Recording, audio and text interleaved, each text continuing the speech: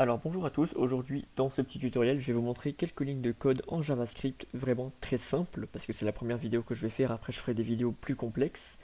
Je vais vous montrer comment récupérer la position de la latitude et de la longitude de n'importe quel appareil exécutant ces quelques lignes de code en JavaScript.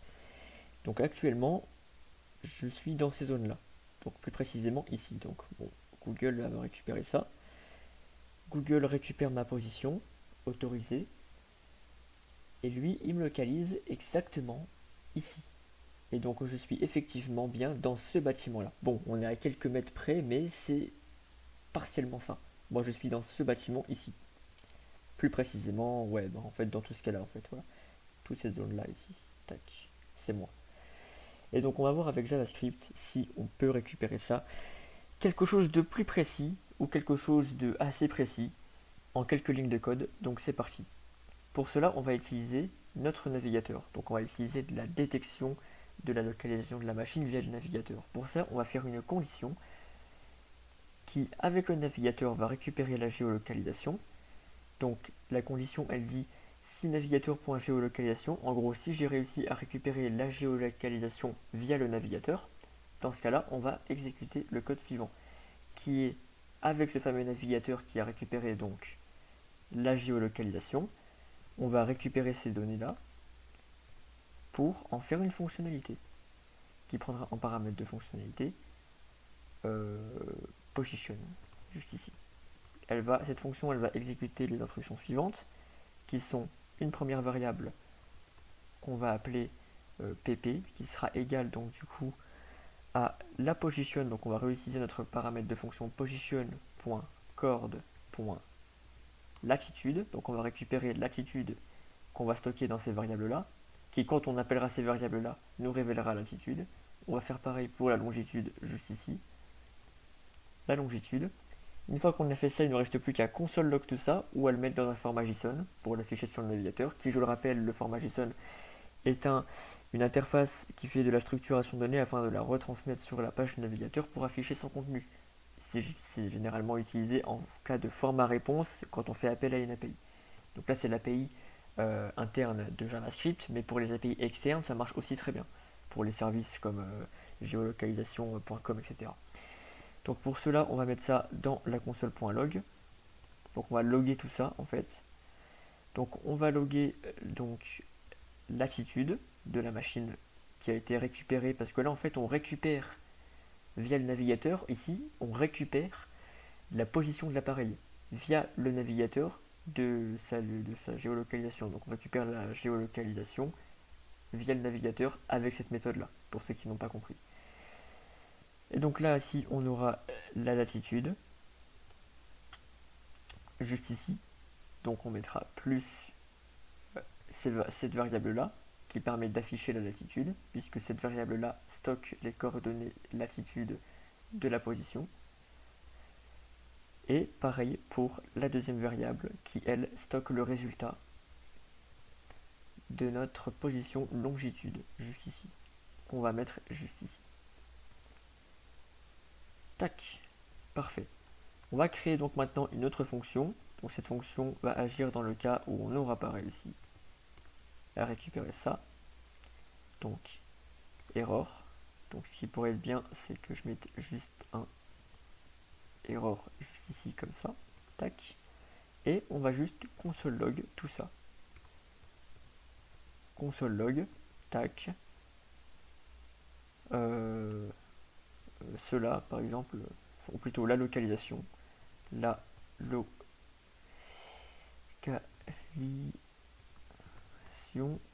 n'a pas marché.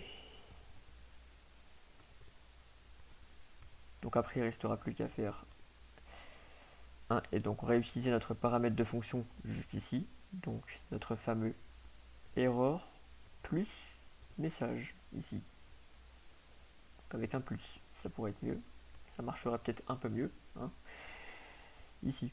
Donc on met ça plus ça. Dans le cas où les navigateurs ne sont pas pris en compte, eh bien on a une condition, eh bien on va faire une contre-condition dans ces mêmes accolades, donc else, donc si, sinon. Sinon, si on n'a pas réussi à récupérer la localisation parce que certains navigateurs ne prennent pas ça en charge, eh bien, ici, on fera que le navigateur ne prend pas ça en charge. Enfin, ne prend pas la localisation, plutôt, ne prend pas la localisation en charge. Ou plutôt ce navigateur. Et maintenant, on va tester notre script juste ici. Donc on va refresh notre page. Ça, c'était le script test qu'on a fait avant. Donc là, il nous demande la localisation. Si je la bloque, la localisation ne peut pas marcher. User denied géolocalisation. Donc ici, ce qu'on pourrait mettre ici, c'est vous avez refusé la localisation. Là. Ici. Donc on peut réessayer. Tac. Je crois que j'ai fait une faute d'orthographe. Vous avez refusé la localisation. Ici, on va mettre deux petits points pour le message user ici. Tac. Bloqué. Bloqué. Donc on peut bloquer la localisation juste ici. Et là, si on l'accepte, tac, on a des coordonnées qui sont réenvoyées. Donc on va copier ces coordonnées, donc la latitude et la longitude, qui ont été récupérées via cette méthode-là, via le navigateur. On va les mettre dans Google Maps, qui lui me situe juste ici. Tac. Alors par contre, il ne me l'a pas copié. Voilà, copie-le s'il te plaît. Merci. J'ai cru qu'il allait encore pas vouloir me le copier. Et ici, donc ça fonctionne pour tout et n'importe quoi. Je me localise et ça me localise à quelques pâtés de maison. Effectivement, donc lui Google me localise ici et mon script à moi récupère la position pour la réenvoyer à Google avec ses coordonnées ici. À savoir que moi je suis bien ici pour le coup. Donc, par exemple, si je dois faire un petit 1vs1 avec quelqu'un, bon, chose qui n'arrivera pas au vu de la corpulence que j'ai, mais admettons, admettons. Il me suffit juste de fouiller toute cette zone-là, toute cette zone ici, là, plus particulièrement, bah ouais, en fait, on va dire, allez, on va fouiller tout ça. On fait du sonport à tout ça, plus tout ça, jusqu'à ce qu'il y en ait un qui répond. Et j'aurai trouvé tout simplement mon adversaire. Voilà.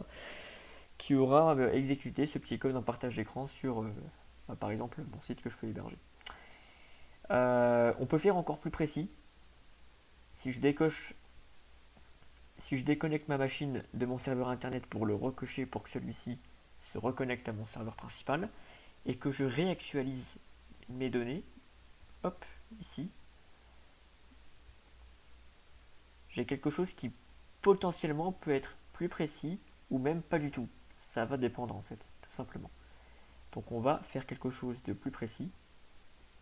On va essayer, mais honnêtement, je pense pas avoir plus précis. Donc ici la longitude, enfin latitude pardon, et la longitude juste ici. Donc on va tester ça tout de suite. Ok, donc là c'est un petit peu moins précis, mais ça reste toujours dans les zones ici. Donc vous avez vu, ça fonctionne très bien, il n'y a pas de problème. Voilà, donc ça bien évidemment c'est à but vraiment genre ça c'est à but démonstratif, hein. Je ne veux pas qu'il y ait de choses malsaines qui pourraient se produire avec ça. Je voulais juste vous montrer que c'était possible d'avoir quelque chose de assez précis avec JavaScript. J'aimerais pas que ça finisse entre de mauvaises mains. Donc c'est vraiment un but éducatif. Et donc en quelques lignes de code, c'est ridicule, vous voyez, on peut faire quelque chose de super simple. Ça c'est vraiment quelque chose de simple. Je vais retester un truc. Parce que il n'y a pas d'API externe. Il n'y a vraiment que de l'interne ici. C'est quelque chose qui est déjà fourni avec le langage. Et donc vous avez vu, c'est quand même très puissant ce qu'on peut faire avec. C'est très puissant. Ouais, c'est quand même bon là, on a quelque chose de précis. De toute façon, je vous ai dit, il suffit de regarder un peu ici et on est toujours approximatif. Des fois, Google lui me localise ici, puis après il me localise là. Donc ça va dépendre en fait, tout va dépendre. Mais vous avez vu, sur le premier qu'on a fait, sur le premier test, voilà, ça m'a mis ici, à quelques pâtés de maison. Donc ça fonctionne bel et bien. Donc après, vous refaites quelques recherches jusqu'à ce que ça vous remette le truc le plus précis possible et ça va vous remettre un truc précis. Et voilà, donc ça c'est vraiment quelque chose de simple. Dites-moi si vous voulez d'autres vidéos, je pourrais vous en faire sur la création d'un chat en WebSocket avec un serveur Node.js pour créer une application de chat en temps réel sans avoir besoin de refresh la page, ça pourrait être sympa. Donc n'hésitez pas à me dire. Voilà, sur ce c'est la fin de cette vidéo.